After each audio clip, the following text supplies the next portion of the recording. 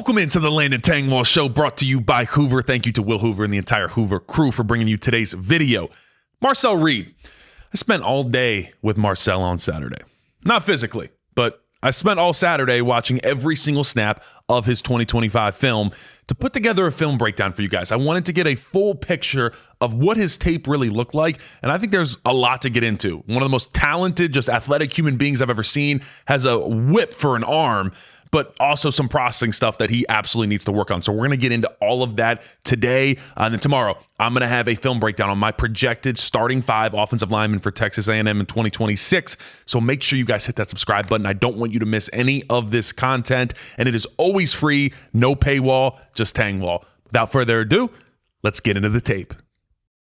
Let's start out with Marcel Reed's athletic ability, because he is truly one of the most just gifted athletes I've ever seen. So what you're getting here is you're getting kind of this natural boot action, and everything is flowing to the left. And you're going to see right here, he's about to look back and see nobody is over here. You get the realization right here, and watch him. He's like already kind of facing this way, and then he's going to pop back. He's like, oh, a little hold up. And then he's just out of there. And watch this acceleration. He gets through the hole. This encapsulates his game. So he sees, I got a safety just flying. I got to put a move on this guy. And he's going to, 1 stop, 2 stop, make 2 miss, and I'm diving into the end zone. We got 13 over here looking like it's story time at elementary school, saying, teach me. And Marcel Reed saying, I got you. Here's a lesson in acceleration, because that's what he does. Let's talk about what I call the Marcel Reed dip right here on the read option game, where you can either pull it or you're giving this off to the running back. You're reading the defensive end.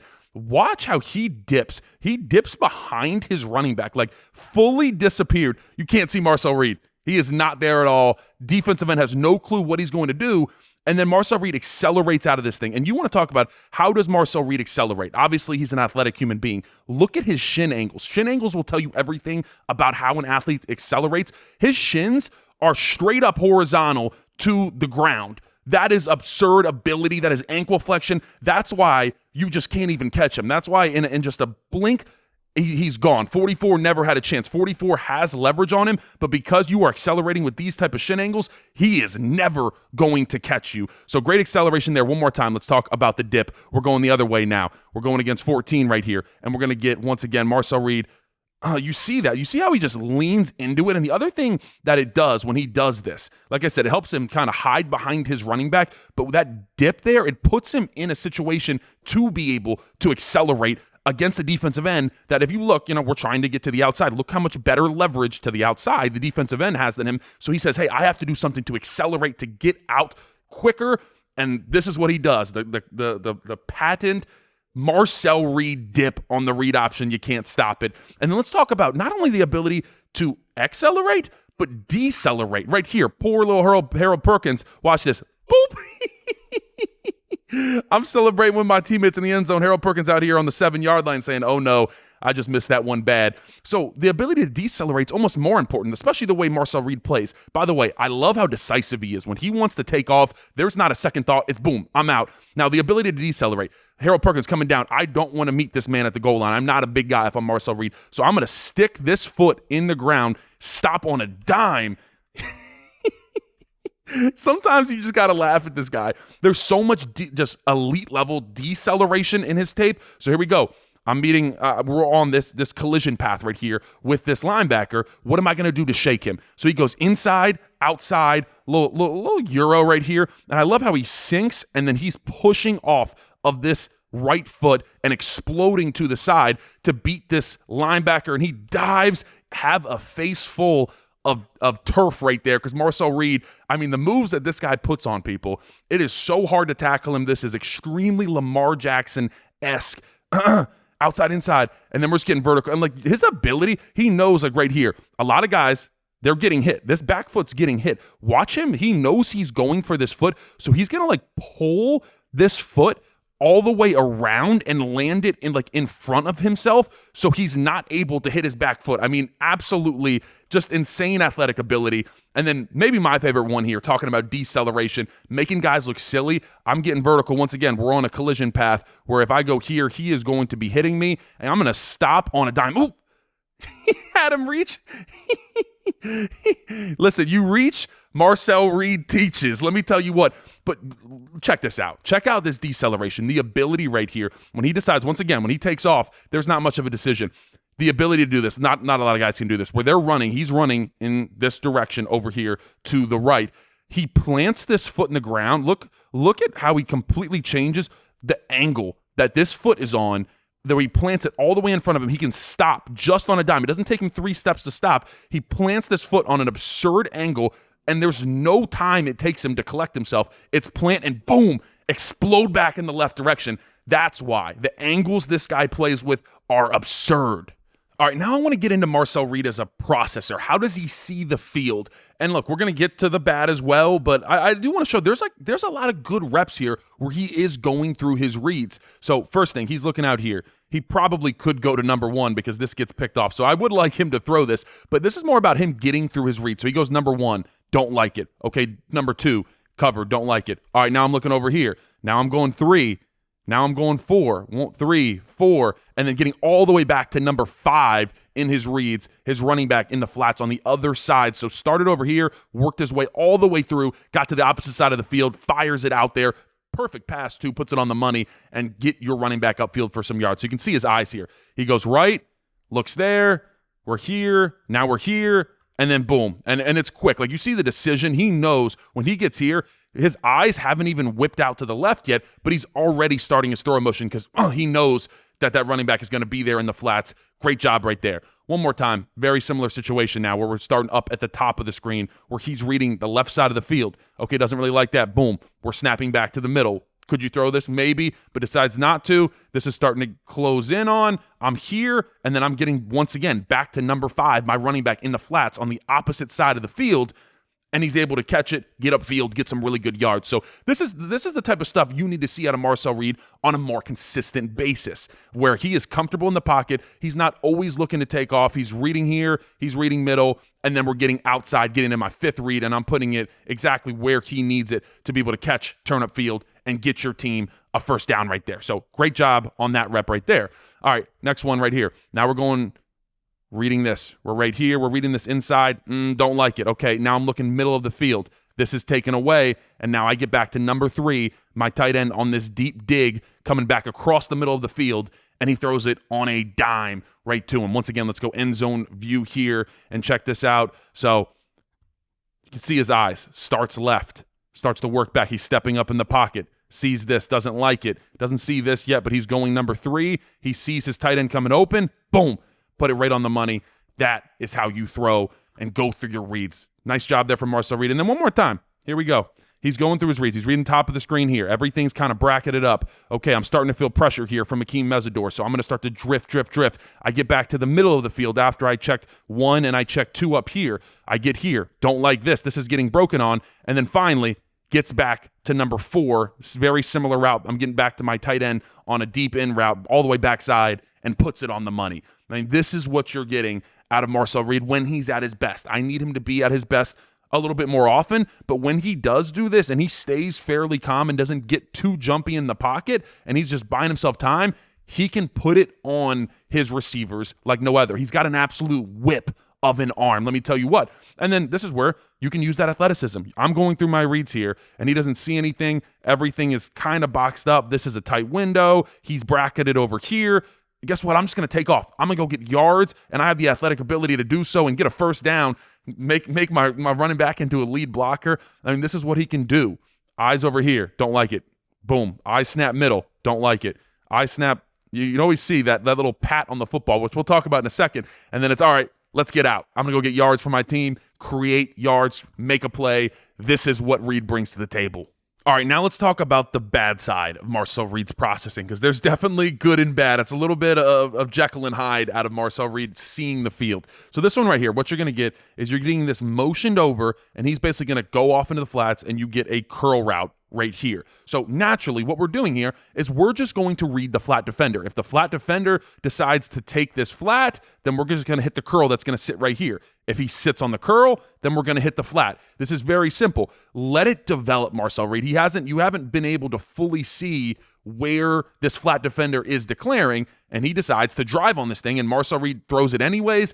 That very well should have been an interception. So, like, take your time sometimes. Sometimes it's too quick, sometimes it's too fast. But right here, like, slow down your decision making. You have a perfect pocket, even though they're bringing a blitz. Your offensive line's done a great job. Let the flat defender decide, and then you could fire this in on that little curl right there, but almost a huge mistake. All right, goal line against LSU. This is the type of plays you cannot make going against cover 3, although I will say, I do love this. I was watching this on tape. He says, hey, I made a mistake. I'm going to go fix it. I'm tracking him down. Marcel Reed could have played some safety, man. Chop him down right by the legs. So I really do like that. But what you're getting cover 3, right? So these are the 3 high defenders. So he's going to play the middle of the field. Marcel Reed too often just gets kind of locked on one target. So like I said, sometimes he gets off things too quick. Sometimes he locks onto things too long. So he sees this linebacker, and you're going to get a little stick and nod, a little stick out and up. And the thing is that the kind of the problem here is he's just staring this the entire way. So guess what? The high safety just follows Marcel Reed's eyes because he's on this the entire time. And Marcel Reed doesn't even see him. He doesn't even look at the high safety and throws it right to him. So, like, that's where I need him to get a little bit better. It's not only getting off reads and staying on reads too long, but a part of it too is like seeing the entire field and not just staring these things down, because these safeties are going to read your eyes and they're going to jump balls like this. And this is a problem. 6 of his 12 interceptions came inside the opponent's 25-yard line. That cannot happen. All right, one more time right here. Throws a ball up to the top of the screen that ended up not being an interception, but really should have been. So let's talk about this again. This is the same idea of being stuck on one receiver. So I'm looking at this out here, and it seems like there's a miscommunication. I think there's an option route where he can go outside or he can go inside. Now, either way, he breaks in. It looks like he turns it into some type of zig route, but he breaks in, and Marcel Reed throws this, right? Throws it as he is running this zig route back out. So clearly there was a miscommunication. But my biggest problem is even if Marcel Reed did think at this point right here that he's not running a zig, that he is just going to sit right here, I don't understand why we're throwing this. I mean, this is completely bracketed. And if you look, let's say this is read 1, this is read 2, this is read 3.